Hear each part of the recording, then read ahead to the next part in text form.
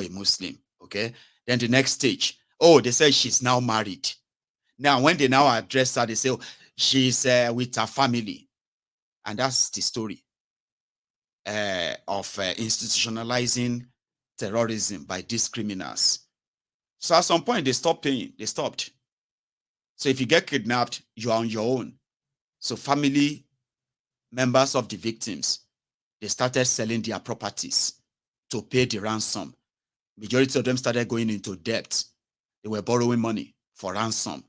And some of them, till today, they have never recovered, and they may never recover. So situation has gotten to where they're like, sure, be careful. Even when you are like NYSC serving Nigeria, all right? There are some of you, listen, there are some of you, your children are currently, you are not living in Nigeria. You are there in your comfort zone in America and all these places. And because you only left Nigeria, Nigeria did not leave you, all right? So it's still very much inside of you. And somehow you are planning to send once your child is like finished the uni, you are going to send him or her, you're going to send them to Nigeria to go and do NYSC, to go and serve Nigeria. The NYSC advised their own corpers that, listen, if you are kidnapped, learn how to cooperate with your kidnappers. Be nice to them, be friendly with them, and also make sure that you have somebody that you can call for ransom. Do you understand that? Because everybody is going to be on their own. They are kidnapping. Listen, when I was growing up, I used to believe that, the kings, they have supernatural powers. Don't blame me. I'm from Ijebu, and I'm very core Yoruba. I'm sure you get very much like a traditionalist myself, right? So I used to believe that, number one, you cannot rob a king. Number two, you cannot cheat a king. Number three, you cannot date the wife of a king. All of these things, they are like you playing with your life. Here you get, it's like suicidal thing for you to have the thought of going to go and rob a king. Rob a king? Are you serious? If the king just use one of those orishas or one of those powers, he can just command you to sit down there, like he can kill you. That's my belief as a kid. That if you want to be successful in your life and you don't want to die young, don't go and date the wife of a king. Any woman that a king sleeps with, no ordinary man must sleep with her again. No, I used to believe that.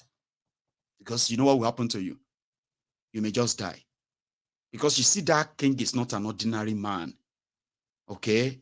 And as a king, it doesn't share that way until APC, Egbekegbe, institutionalized terrorism. Wọ́n jí ọba gbé, ajé. They kidnapped king. They raped his wife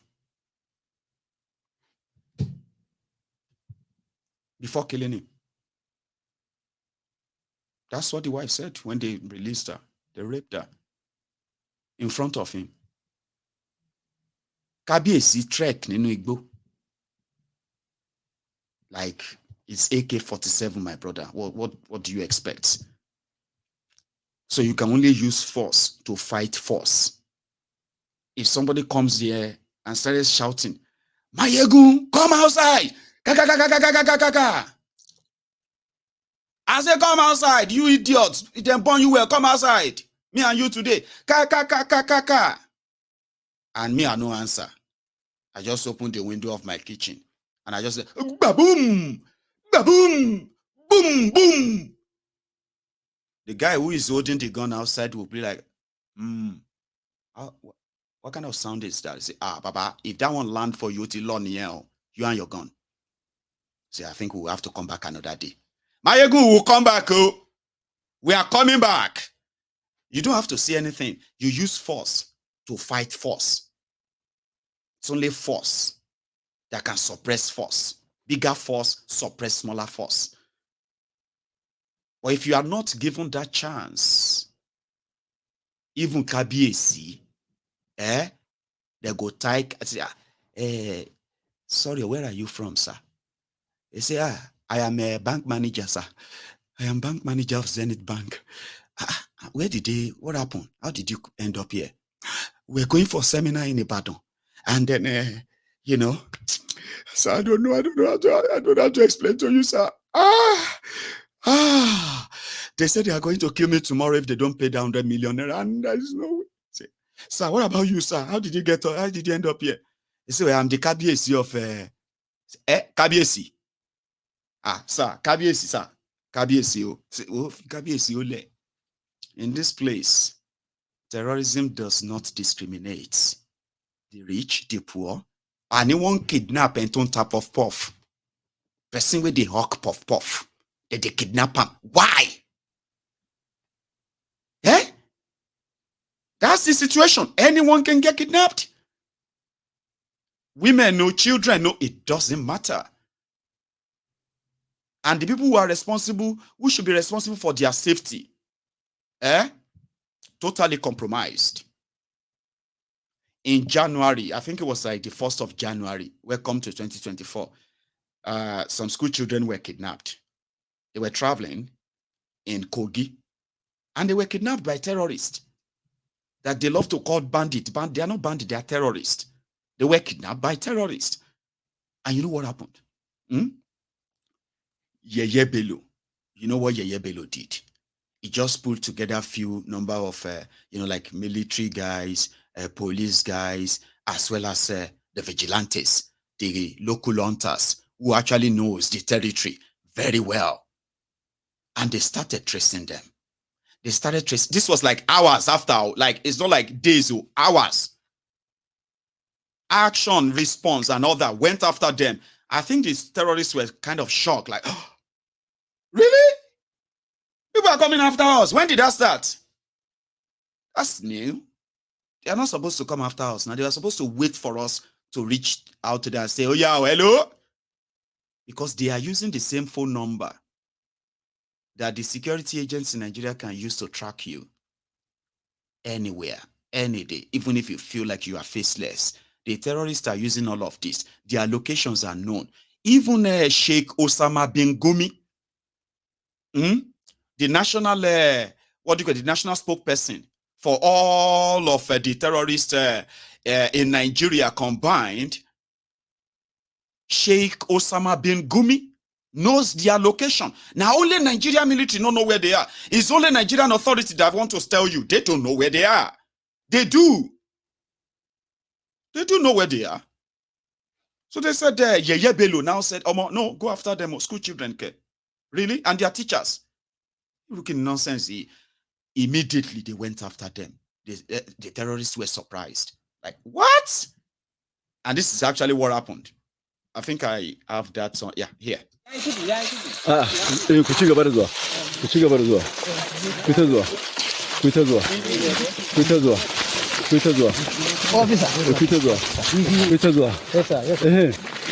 make us see.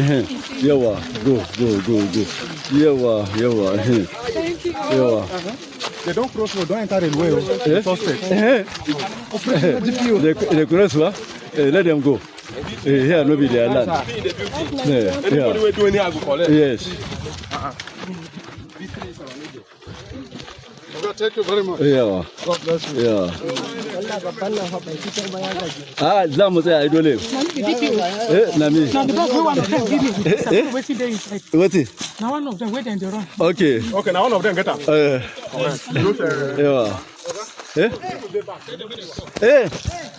They should stop. They should stop. Amen. Now the victim, the victim. And then you leg it,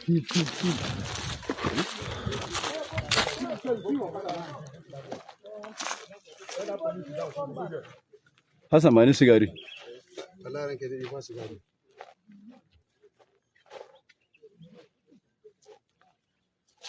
Now here remain. Yes, sir. Okay, two of them. Remain. What of yellow?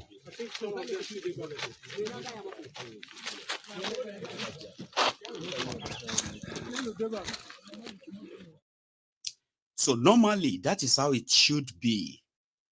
Remember what I told you? I said, when you see them do it right, you cannot say because I don't like them, that would then denying them the right thing done, life saved, when actions are prompt, which is what we are talking about. Inefficiency and then, the incompetency you are witnessing from your government in Nigeria is intentional.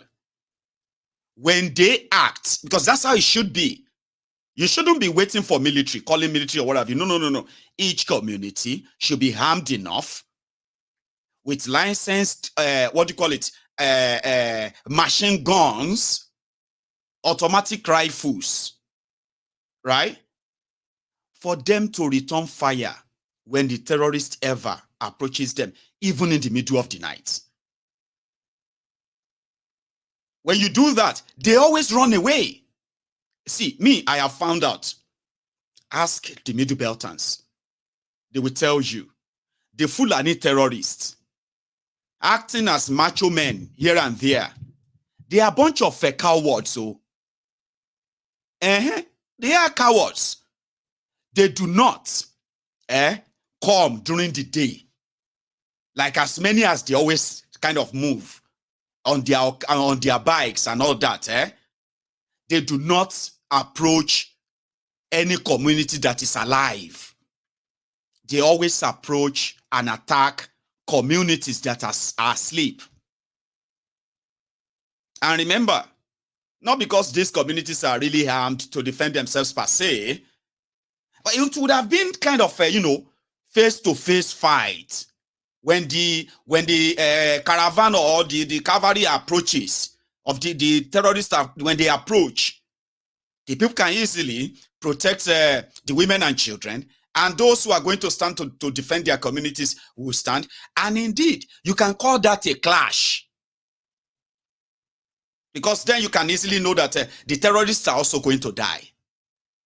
Now, imagine if you now allow communities to arm themselves. What is really wrong with these criminals? The Nigerian military, the Nigerian soldiers are already compromised, right? They are underpaid as well. And they are also inefficient. They cannot be everywhere. You know that. The communities knows their communities very well. They know the route in and out as well. They know themselves as well. And if they see strange faces and strange movement in their forest, they can alert themselves when they are properly armed. Not only that they will be waiting to kind of play defense, they can actually go after the terrorists in their communities before they hatch any real plan. This is a solution that you and I can agree, Abi. But the problem is that who happen to be the person to do it? Those who should, who have been given the sovereignty, stolen or not, right? They are those who should have the political will to do it. Mr. Strategist, I don't want to release my strategy now. Baba, they are now kidnapping you from your homes. Baba? I don't want to sit here and reveal all my strategy. I am the first speaker among the three of us running. So they will spy on me. So you will have a limited answer here today. Another day you can bring me back. But that nuisance lele. Nuisance lele. Now, to those of you, the Ronukus, and those of you, the jihadist Arewanistans, this is not all Arewa, because I don't want to believe that all Arewa are the same in a way, but their ideology push out there is pretty much like those jihadists with that jihadist mentality. They are in the majority until you prove otherwise. Until you prove otherwise. Okay. However, Arewa instance, as well as the Ronukus, una go enter una self soon. Okay. Because now una want this Ojo Pagogo as your president. And it is going to be very, very much like an hypocrisy. And you will be an hypocrite if you begin to now ask some people who have no authority to order anything or even help you to speak up. Somebody asked Peter Obi in London, I think. I'm not sure if it's in London, but it's quite outside Nigeria, that Peter Obi, all these your beautiful ideas, all this your this blah, blah, blah, blah. Now, if after the election, Tifnumbu or you did not win. So Tifnumbu is the winner and is the president. And he now calls you to come and work with him to share this idea in order to move Nigeria forward. You know what Peter Obi told them, the audience? It was like, listen, guys, this complacency, I know it's a big word, Abi, but I'll tell you what I believe it means, okay? Complacency, like, you know, but everything is going to be fine if all of us can work together, even though incompetent criminals are those who are going to make the decisions. At least all it needs is that let's give them advice. Let's give them opinion and the rest of that, right? You will choose something bad. You even kill people for it. Some of you are still hating other people because of this Tifnumbu. Now that he is already toting Boju Nyije one by one, that you are going to possibly face yourself soon. The Arewa instance jihadisti and the Lagos Abobakus, the Ronu Kusi, Ronu Nazis. Una go face una self and tear into una self soon. You are asking Peter Obi, what will Peter Obi do? What Kiniko will do? Alaye, you gave your plane to a bus conductor and you told a pilot to go away. You don't want him. Then after you gave the plane to a bus conductor, the bus conductor cannot fly the plane, but you want the pilot to sit next to him and be telling him how to fly it. You spent your energy, your time, your everything in order to make this Tifnumbu your president. Now you are asking dumb questions, asking others. In fact, you are about to start blaming them that all these kidnappings must be from the opposition. You understand? But this was how Obi kind of responded when they asked him. I still have the video. This was before the Asharid election, by the way. My name is Umuru Ibrahim. I work for Triumph newspaper based in Kano. And I want to say that whoever listens to you objectively, we agree that you actually have something to offer, no doubt about that. But since politics, 1 + 1 in politics does not give you 1. Sometimes it can give you 11 or even 100. If for whatever happens, you don't win this election, and whoever emerges, extend invitation to you to serve, to enable you to implement these brilliant ideas in the interest of Nigerians. Will you welcome the idea? Thank you very much. Well, let me tell you the problem of Nigeria. Let me tell you the problem of Nigeria. There's nothing called 1-to-1 11 in politics. That's actually the problem of Nigeria.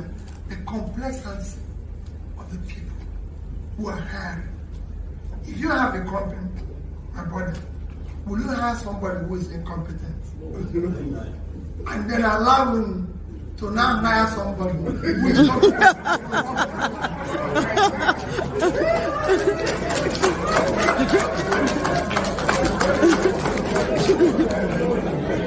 So this is the problem. You don't go and get a conductor and say the conductor should be driving, let the driver be at the back and advising him.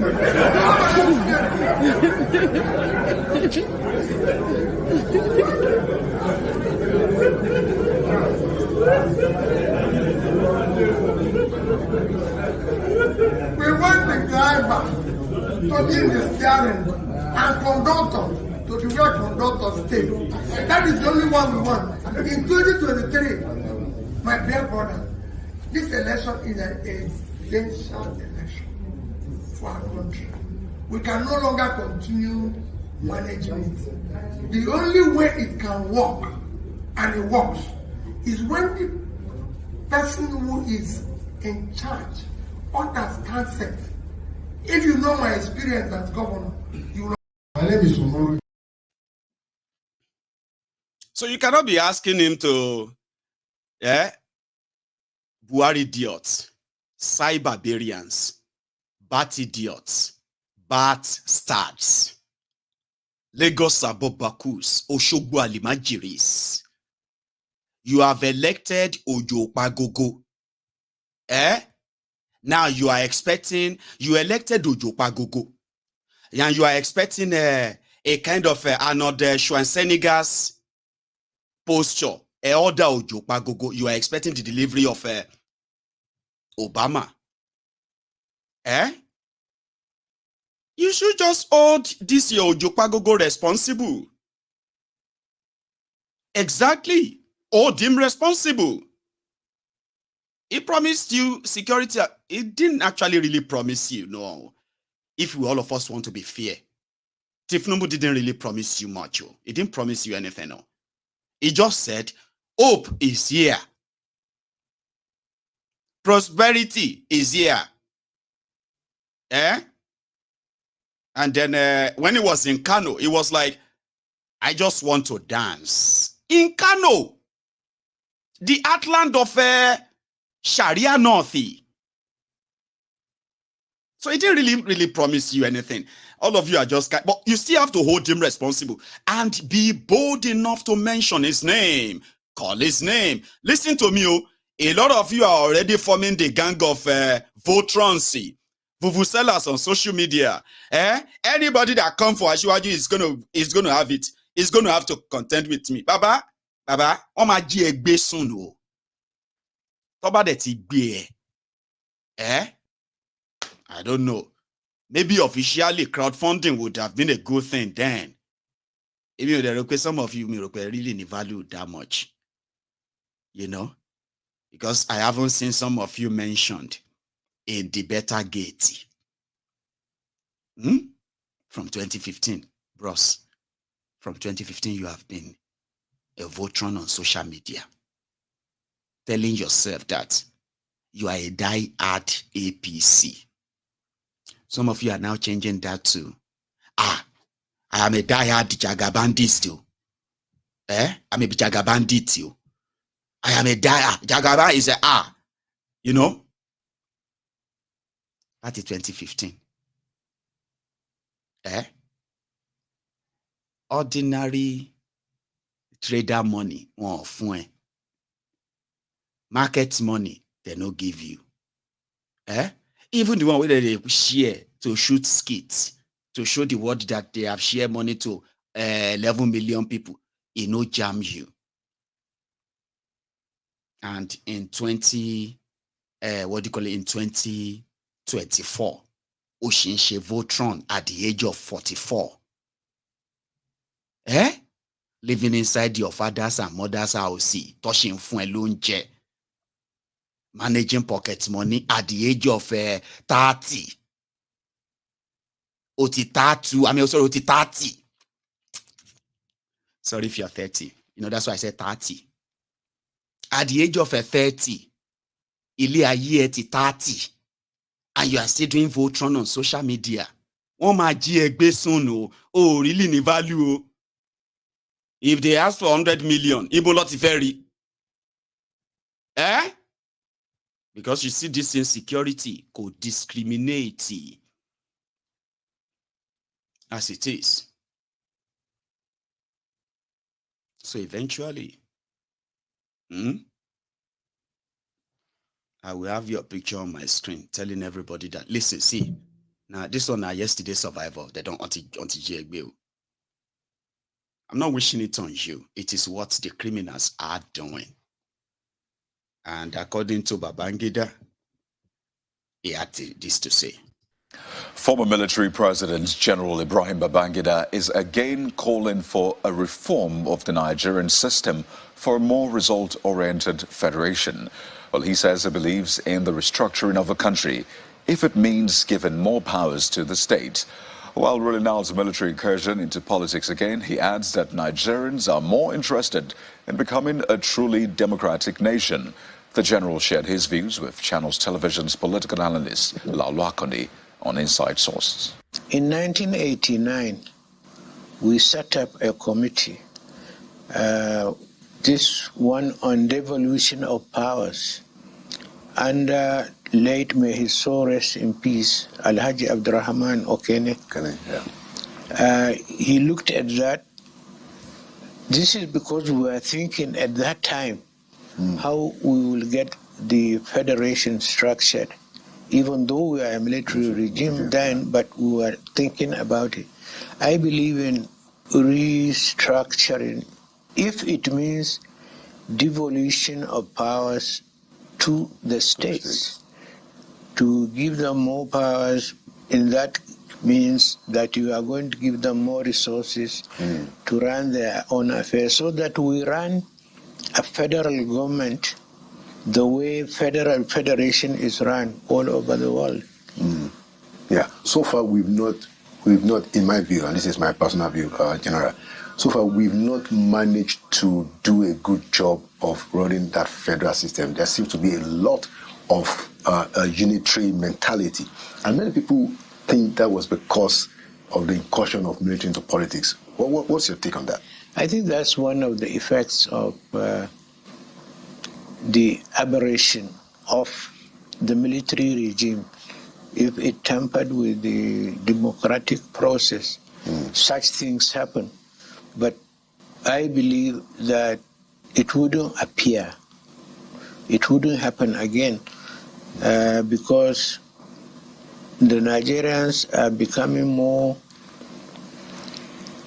interested in becoming a truly democratic country. A nation, at least in Africa.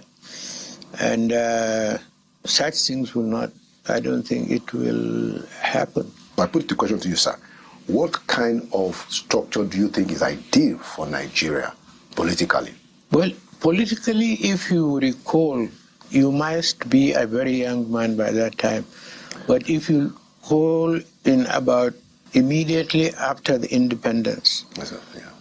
Nigeria tended to gravitate towards two political party system.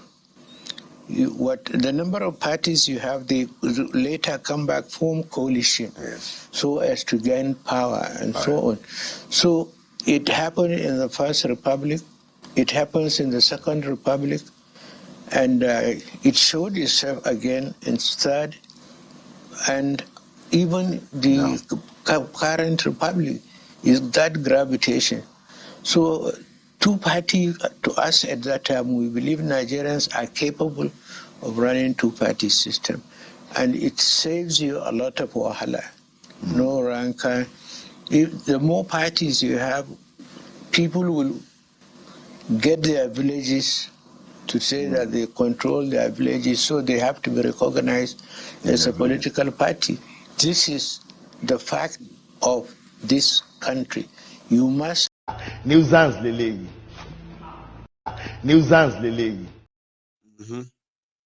It's an old, an old nuisance. It's the Maradona who ruled Nigeria for 9 years with iron fist. I don't want to go into his story, by the way, but that's him when he's on his wheelchair, all right, partially disabled, and then probably looking back to feel like, oh, maybe we could have done that when I was there for 9 straight years. Maybe somebody else should do it now, when everybody is taking their own turn. All right? What is that? Won't kind of dismiss the fact that he agrees the current rotten system should be restructured according to Abi. But there are those who never wanted that to happen because they believe restructuring Nigeria back to the regional system of government is a recipe for Nigeria's breakup. And they believe northern Nigeria will not survive without the rest of Nigeria. Even though the northern Nigeria keeps telling the rest of Nigeria that you cannot survive without us. I say, no, yeah, dear us. Let's break up Nigeria and see if we are not going to build a fence or build a wall. Yeah, build that wall, build that wall, build that wall. You will see everybody armed like commandos waiting for the Fulani terrorists to try and cross the border. Yes, now. Because what we have right now in Nigeria, tell your children, is called the clash of civilization. There are people who still believe that their ancestors, they are the owners of the rest of the place called Nigeria today. And one day, sooner or later, it may take 1 year, it may take 100 years, it may take 1,000 years. They will one day control every space called Nigeria today, because that is their destiny. Do you see that? You know, it's something that you're going to hear and be like, are you mad? No, you're mad, right? Come on, tell me, you're mad, right? So does that mean that you consider me an infidel, a filth, something that must not be touched? And the only way you can help me is to ease me of my burden and all of that is what? Is to wipe me out of the surface of the earth. And that is your dream. Civilization, normally you'll be like, man, that should have been a story from 1600. No, this is 2024. There are those who still believe that. Using the modern takia to try to make everybody kind of relax or come here or gaslight you if you're not going to relax. If you're not going to shut up, then they'll gaslight you and call you the enemy. They will now accuse you of doing what they are doing. Oh, this Mayegun, the way he's talking, he's planning. The government must watch him very well. Oh. This guy, I'm suspecting this guy. This guy can just be a terrorist too, or somehow, because the way he talks, the way this Mayegun talk, you're gaslighting me because I'm talking about terrorists. You have no evidence of me of anything. I am giving evidence of the terrorist in that place. Then they will say, yeah, hey, shut him up, kill him, arrest him.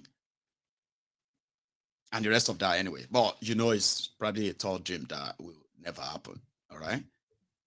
But the truth of the matter is this. When everybody is pushed to that wall, which is very soon, you know, you would have to know that your ancestors, Danfodio, did not even have enough trained jihadists, terrorists, to cross the border between the Middle Belt and the rest of Nigeria. In his life, he was killed. Yes, your ancestor was killed in the act of his terrorism. You know all those stories that you were reading when we were growing up? Gandoki and the Seven Spirits. Gandoki and the what are these? Some of you should remember those Macmillan stories. Uthman Danfodio and the Infidels. Uthman Danfodio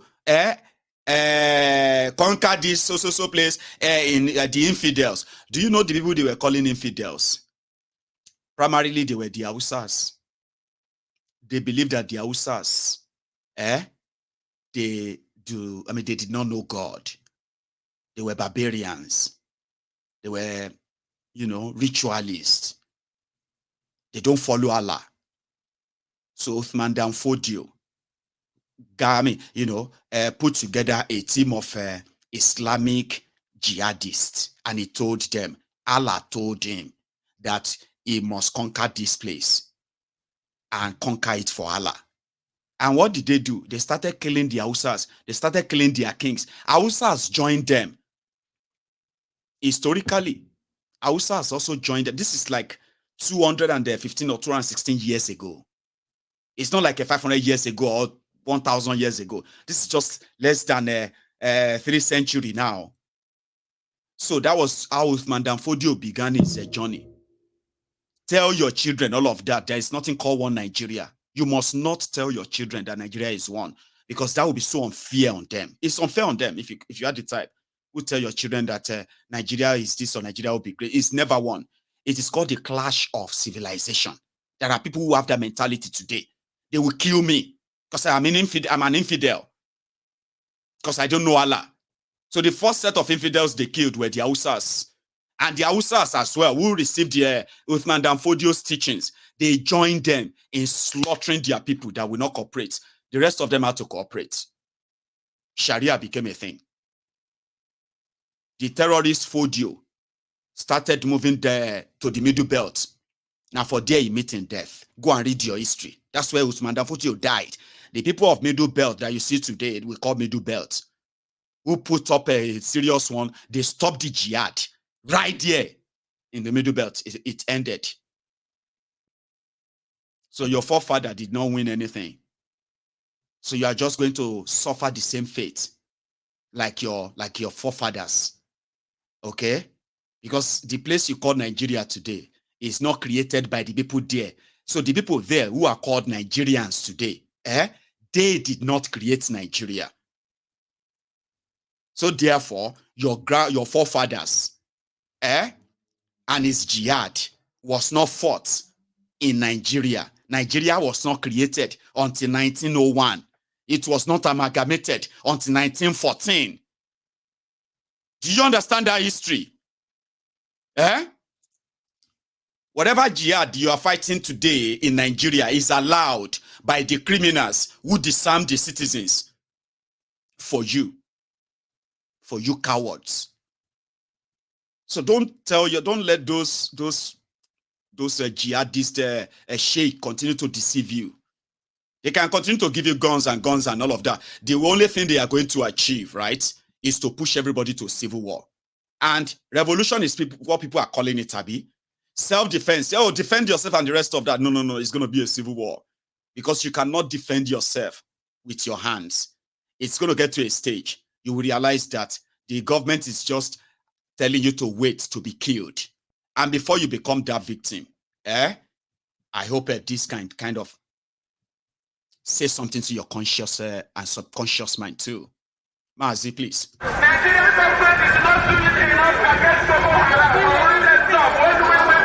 name is Nnamdi. And the reason why we're here today is to protest the killing of innocent women and children, and men for that matter, all over Nigeria, especially in the northern part of Nigeria. We are not happy. We are not pleased with what is happening. And that is why we're here today. As you can see, there are a lot of Nigerians who are protesting about the killing of families. People who are determined to tear the country apart violently, and it is not something that we support. It is not something that we would like to see continue, and we are here today to send a clear message to the Nigerian government through the High Commissioner that what is happening in the country is unacceptable, and we cannot accept it. If that continues, it will lead to the violent disintegration of the country. There will be no more Nigeria for anyone to go to. There will be no Nigeria for anyone to refer to. In fact, what is happening in Somalia today will be like a tea party. So we cannot allow this nonsense to continue. Something has to be done. And the consequences of the actions of terrorism in Nigeria must be driven home to the people, so that even the terrorists themselves will be able to understand that there is no mileage in where they're going. The only thing they can accomplish is the breakup of Nigeria. If they think that they can cower people, if they think they can force people to be coerced into a religion which is not theirs, then they are clearly mistaken. We are asking for peace. We are asking for people to get together. We are asking for everybody who loves Nigeria, who is associated with that country, to please prevail upon terrorism in Nigeria so we can bring it to an end. That is why a multitude of Nigerians are gathered here today. Those of us in the UK are determined to work with the government for peace. We are determined to work with the international community for peace. The one thing we cannot stomach is a repeat of 1966. What is happening today in Nigeria was the reason why Nigeria fought a bitter civil war for 3 years between 1967 and 1970. If this continues, there will be another civil war in Nigeria. And this time around, no place will be safe in Nigeria. This time around, nobody will be safe in Nigeria. So it is imperative that everybody who has the interest of the country at heart acts now and immediately to stop this nonsense from continuing. That's what that innocent man said. And they said, you know, give us Barnabas and kill Jesus. Kill him, jail him, and all of that stuff. And some of you are still feeling same today, even though you are now even more in danger. This was 10 years or 11 years ago. That was a long time. When the terrorism started, I told you, 14 years ago. That's Mazen Nnamdi Kanu, 12 years ago. But today, the Fulani terrorists in power kidnapped him and locked him up. And you are living off the stories they told you.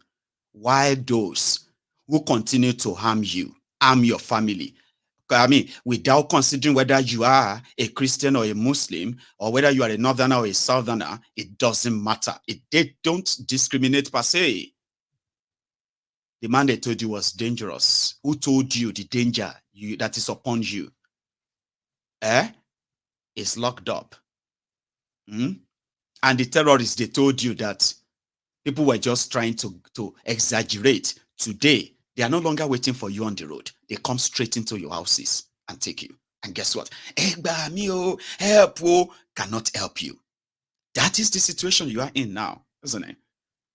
And some of them are calling out. Thank you very much, by the way, for that a better update. They said Uthman Danfodio and his jihad was stopped on the valley of Benue. No wonder. You see that valley in Plateau? The Plateau valleys and then the Benue valleys. They remind the Fulani terrorists of their defeats. And no wonder that they want all the descendants of those people to be disarmed, for them to be slaughtered in their sleep. I told you they are cowards. They only attack villages at night. Cowards. They brag of all different weapons. They only attack people at night when you could barely get help. Okay?